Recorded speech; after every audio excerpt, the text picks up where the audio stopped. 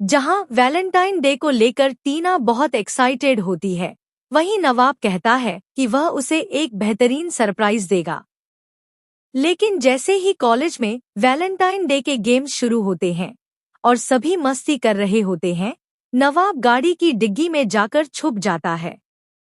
वहीं हीर भी जाकर उसी गाड़ी में छुप जाती है। लेकिन गाड़ी के अंदर ही दोनों की लड़ाई शुरू हो जाती है।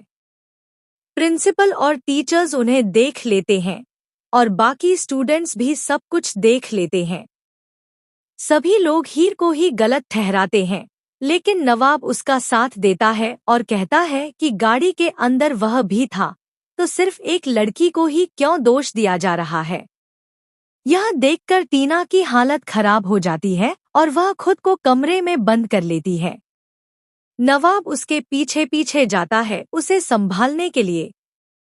वहीं हीर टीना को समझाती है कि क्या उसे नवाब पर बिल्कुल भरोसा नहीं है।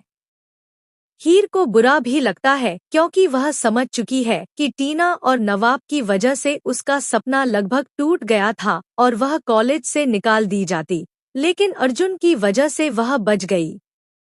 हालांकि सीसीटीवी फुटेज दिखाने का आइडिया नवाब ने दिया था, लेकिन वह यह बात टीना के सामने कह नहीं पाता। टीना नवाब से पागलों की तरह प्यार करती है और किसी भी कीमत पर उसे खोना नहीं चाहती।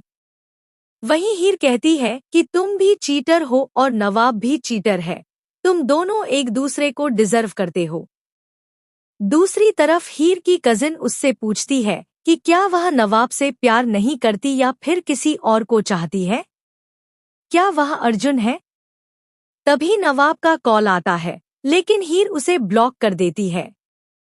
नवाब पूछता है कि उसने उसे ब्लॉक क्यों किया। इस पर हीर कहती है कि वह उसके घर में क्यों रहे जब उनके बीच कोई रिश्ता ही नहीं है। क्या वह कोई चैरिटी केस है। नवाब गुस्से में कह देता है, और क्या हो तुम। यह सुनकर हीर को बहुत गुस्सा आता है और वह सबके सामने नवाब पर पानी फेंक देती है।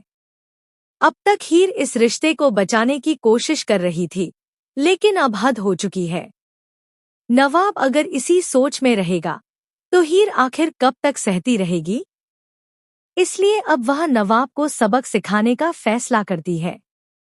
नवाब को एहसास दिलाने और उसे परेशान करने के लिए हीर शादी का फैसला लेने वाली है। जी हाँ, जब उनका तलाक होने ही वाला है तो हीर अपनी जिंदगी क्यों बर्बाद करे। इसलिए वह